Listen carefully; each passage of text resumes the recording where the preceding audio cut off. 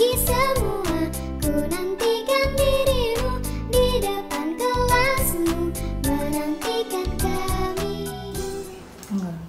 Assalamualaikum warahmatullahi wabarakatuh. Waalaikumsalam warahmatullahi wabarakatuh. Selamat pagi Pak Tanto. Pagi. Sehat Pak Edi? Sehat, alhamdulillah.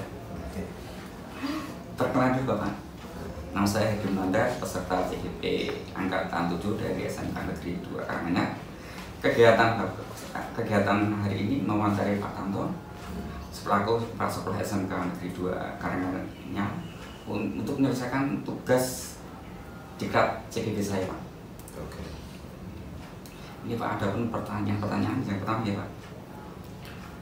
Bagaimana Bapak mengidentifikasi kasus-kasus yang merupakan dilema etika atau bujukan moral di sekolah yang Bapak pimpin? Iya. Bismillahirrahmanirrahim. Assalamualaikum warahmatullahi wabarakatuh.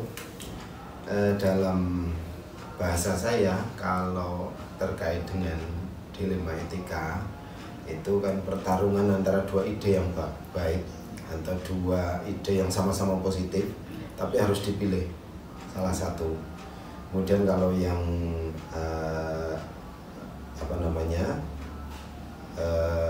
dilema moral ya, itu cenderung ke pelanggaran disiplin, karena biasanya itu kan baik, tidak baik, atau baik, buruk. Pelanggar disiplin otomatis kita kategorikan sesuatu yang tidak baik. Nah, dilema etika itu biasanya muncul justru pada saat kita menyusun program. Ini usul begini, ini usul begini, oh ini sama-sama bagus. Nah, kita harus putuskan karena yang maju hanya satu. Sementara kalau yang terkait moral ya, itu lebih gampang karena jelas, misalnya terkait pelanggaran disiplin, SOP-nya sudah ada. Oh iya. Kira-kira seperti itu. Oh iya, Pak. Masih Pak. Kali ini ya, pertanyaan kedua nih Pak ya. Bagaimana Bapak menjalankan pengambilan keputusan di sekolah Bapak? Terutama dalam kasus-kasus ada dua kepentingan yang sama besar, Pak. Ya. Kita ada forum, ya. Kita ada forum koordinasi antar staf, forum koordinasi guru mapel, forum koordinasi di lini kompetensi keahlian. Biasanya kita bawa ke sana karena sekali lagi dilema etika itu biasanya muncul pada saat pengambilan atau pada saat kita menyusun program ya. Karena tidak setiap usulan yang datang secara individu atau masalah yang datang ke secara individu kemudian diselesaikan secara individu, apalagi ini menyangkut seluruhnya kebaikan. Nah, ini biasanya kita florkan ya, kita florkan ke teman-teman, kita sampaikan, kemudian nanti akan muncul pertimbangan. Nah, dari muncul pertimbangan itu nanti akan bisa diambil keputusan mana yang paling lama penggunaannya, paling banyak manfaatnya, dan paling besar keuntungannya. Matur nuwun Pak. Ini untuk pertanyaan nomor 3 ya Pak ya.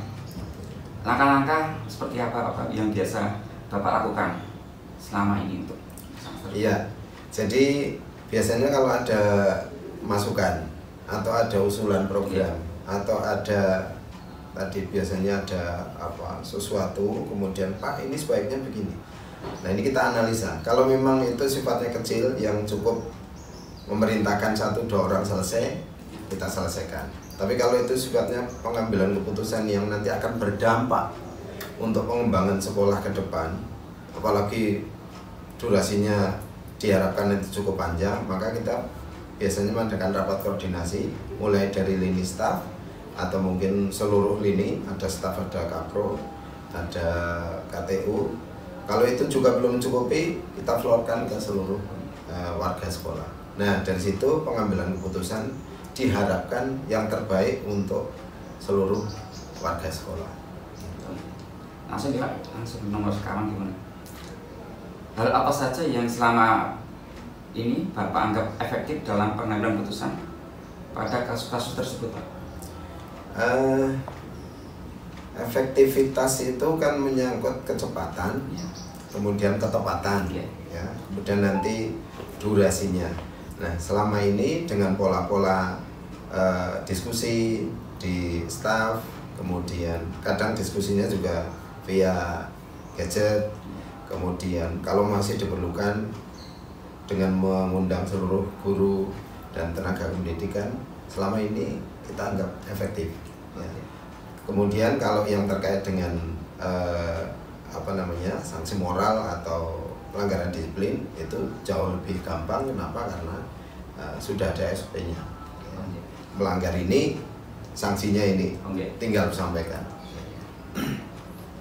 Untuk yang nomor 5 Pak, tantangan hal apa saja yang selama ini merupakan tantangan dalam pengambilan keputusan di 5 etika tersebut Pak? Kalau yang sifatnya masif sebetulnya tidak ada tantangan yang istilahnya sangat besar sehingga kita susah mengambil keputusan. Justru ini pertarungan ide ini yang kita harus pandai-pandai memilih dan memilah. Ini durasinya untuk jangka berapa lama, kemudian kira-kira kegunaannya untuk seberapa banyak orang. Nah, kita biasanya timbang-timbangnya di situ. Sepanjang arahnya dipakainya dalam jangka waktu lama, untuk sebanyak-banyak orang, kemudian paling banyak menguntungkan, biasanya itu yang kita ambil. Dan selama ini tidak ada istilahnya tantangan yang sangat menghambat, tidak ada. Langsung nomor 6 ya Pak G. Apakah Bapak memiliki sebuah jadwal tertentu dalam menyelesaikan suatu kasus dilematika? Apakah Bapak langsung menyelesaikan di tempat atau sesuai jadwal yang menyelesaikannya Pak? Kalau jadwal khusus penyelesaian kasus tidak ada. Kenapa? Karena kasus itu sendiri kan munculnya insidental. Ya. Tapi terkait dengan dilema etika ini kan sebetulnya kalau kami mengatakan bukan kasus, yaitu program kebaikan. Nah, ini biasanya kita wadahi dengan adanya rapat koordinasi. Kalau staf itu setiap bulan, kemudian guru setiap awal bulan, kemudian jurusan juga biasa setiap bulan. Dari situ akan muncul permasalahan yang kemudian kita bahas. Saat itu bisa selesai, kita selesaikan. Kalau saat itu belum bisa selesai, kita adakan forum berikutnya. Atau kalau memang tidak sangat mendesak, tidak selesai, bisa kita lanjutkan di bulan yang akan datang. Tapi prinsipnya di pertemuan rutin itu sekaligus untuk menampung ide, gagasan, sekaligus menyelesaikan permasalahan yang ada. Karena pada saat pertemuan itu para pihak itu kan ada di situ. Ya. Termasuk misalnya ada permasalahan yang datang dari luar, kita bawa ke forum, ini ada begini, sebaiknya bagaimana? Oh ini begini, ini begini. Nah, forum itulah yang dijadwal tiap bulan yang kita gunakan sebagai wahana untuk penyelesaian masalah. Untuk pertanyaan nomor 7 ya Mas, adakah faktor-faktor yang selama ini mempermudah atau membantu Bapak dalam mengambil suatu keputusan? Iya, banyak faktor. Kita punya struktur organisasi yang lengkap dan efektif karena seluruh lini ini berjalan. Forum Wakasek berjalan, Kapro berjalan, kemudian unit-unit kegiatan juga berjalan, juga ada forum komunikasinya, kemudian ada petugas-petugas khusus yang memang menangani. Contoh misalnya terkait pelanggaran disiplin, itu ada Waka Ketenagaan, kemudian ada urusan kepegawaian yang akan menghandle ke sana. Kemudian untuk program-program yang terkait dengan HUB-IN, terkait dengan Sarpras, terkait dengan kesiswaan, terkait dengan kurikulum, dan juga program-program jurusan, ini sudah ada PIC-nya, sudah ada penanggung jawabnya lah. Itu sangat membantu. Jadi pejabat pada unit masing-masing atau koordinator kegiatan itulah yang selama ini cukup membantu kepala sekolah. Untuk pertanyaan terakhir nih Pak, dari semua hal yang telah disampaikan, pembelajaran apa yang dapat Bapak petik dari pengalaman Bapak mengambil keputusan? Komunikasi. Ya, jadi kata kuncinya di komunikasi. apapun permasalahannya, setelah kita analisa, kemudian kita petakan kira-kira ini arahnya mau kemana, kita komunikasikan ke teman-teman, ke kepala-kepala unit atau ke wakil kepala sekolah, ya, atau ke koordinator kegiatan. Kira-kira kalau ada permasalahan seperti ini, ya, akan kita selesaikan kemana. Nah, jadi dengan komunikasi kita ke seluruh ini itu bagian dari solusi, ya. Sebab tidak mungkin kepala sekolah bisa menyelesaikan sendiri, ataupun kalaupun bisa, mungkin tidak mencapai sasaran, ya, kurang mengena. Tapi dengan cara dikomunikasikan terlebih dahulu, begitu ada solusi, nanti kalau ada pertanyaan balik, yang menjawab itu tidak lagi hanya kepala sekolah, tapi beliau-beliau yang duduk di forum itu yang ikut menyelesaikan, ini juga sudah bisa ikut menjawab. Nah, ini bagian dari rantai komunikasi dalam rangka penyelesaian masalah. Jadi kata kuncinya di komunikasi. Ya, oke Pak. Matur nuwun. Ini tugas saya dari guru penggerak untuk angkatan 7. Saya ucapkan terima kasih pada Pak Tanto dan menerima wawancara saya. Oke. Matur nuwun. Assalamualaikum. Waalaikumsalam warahmatullahi wabarakatuh. Guruku tersayang, guru tercinta, tanpamu apa jadinya aku? Assalamualaikum warahmatullahi wabarakatuh. Pak. Waalaikumsalam warahmatullahi wabarakatuh. Iya, Pak. Selamat pagi Pak Budi. Sehat Pagi juga, alhamdulillah sehat. Perkenalkan dulu Pak Budi. Nama saya Herdi Munandar, peserta CPP Angkatan 7 dari SMK Negeri 2 Karanganyar, berkeinginan mewawancarai Bapak selaku Kepala Sekolah SMP Negeri 3 Karanganyar. Siap. Namun pertanyaan pertama nih Pak, Iya, siap. bagaimana Bapak mengidentifikasi kasus-kasus yang merupakan dilema etika atau rujukan moral yang Bapak pimpin di sekolah yang Bapak pimpin? Ya, kita cari permasalahan dulu. Jadi kita identifikasikan termasuk dilema etika ringan, sedang atau berat. Jadi kita kumpulkan data-data. Biasanya kita mengambil dari BK seperti itu. Ini nomor kali Pak. Bagaimana Bapak menjalankan pengambilan keputusan di sekolah, terutama dalam kasus-kasus yang ada kepentingan yang sama benar gitu Pak? Ya, kami berkoordinasi dengan wali kelas, guru BK, siswaan untuk bermusyawarah terkait dengan menangani kasus-kasus itu. Karena yang namanya dilema etika ataupun apa satunya namanya? Rujukan moral. Rujukan moral itu kan kalau dilema etika itu dua masalah yang masing-masing benar. Ini harus hati-hati di dalam keputusan. Maka kalau bisa ya dua-duanya jalan. Dua-duanya jalan. Contoh kasus misalnya ada guru yang sedang mengajar di putranya sakit misalnya. Nah itu yang loro-loronya kayak benar, karena kita harus memakai perasaan juga kita. Nah, murid ditinggal yo piye, nek anake loro randang titik yo piye kan gitu.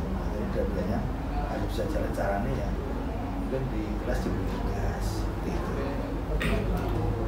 Langsung Pak, nomor 3. Langkah-langkah seperti apa yang biasa Bapak lakukan untuk menghadapi permasalahan tersebut? Ya, kita mengumpulkan data dulu, kemudian kita lihat permasalahannya itu seperti apa, kita identifikasi. Setelah itu kalau memang itu bisa saya lakukan sendiri, langsung bisa diputuskan, itu saya putuskan. Tapi kalau memang itu membutuhkan pertimbangan, kita bisa berkoordinasi, misalnya tentang kasus anak ini bisa mengundang orang tua untuk diberikan pemahaman dan koordinasi yang baik, dibicarakan secara baik-baik sehingga hasil keputusannya nanti bisa diterima oleh semua pihak. bos kami, Pak. Hal apa saja yang selama ini Bapak anggap efektif dalam pengambilan keputusan? Yaitu secara musyawarah. Jadi secara musyawarah mufakat ini, karena benar yang ini belum mungkin tidak benar buat orang lain. Kalau ini keputusan bersama musyawarah pasti ini akan diterima oleh semua. Hal apa saja yang merupakan tantangan dalam pengambilan keputusan dalam kasus-kasus ini, Pak? Yang merupakan Tantangan adalah mungkin itu perbedaan prinsip lah, perbedaan prinsip misalnya dari orang tua kan pemahamannya bisa berbeda-beda. Di rumah itu anaknya nurut, sopan, dan kita di sekolah itu rotok nakal kan. Ada beberapa faktor yang mempengaruhi ini.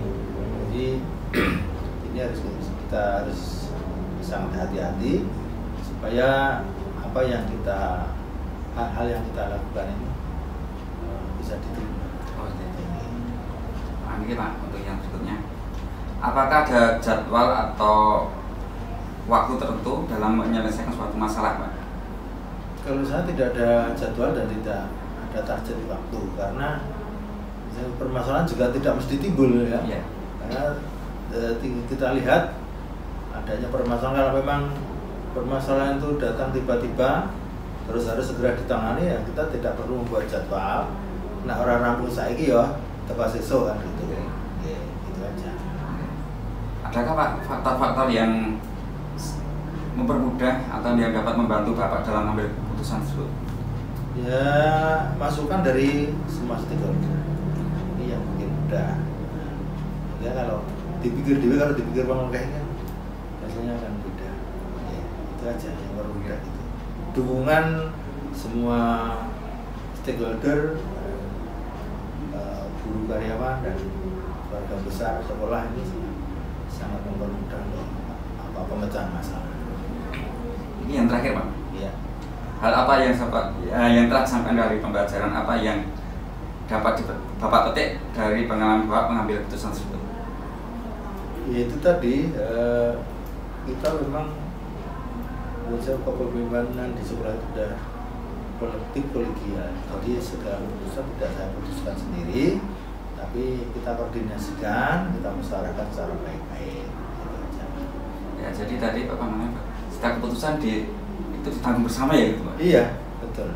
Ya. Oke. Terima kasih Bapak. Saya sudah mematari Pak Budi dalam kegiatan apa itu tugas dari CGP Angkatan 7. Dan terima kasih bisa membantu. Tak bisa baca tulis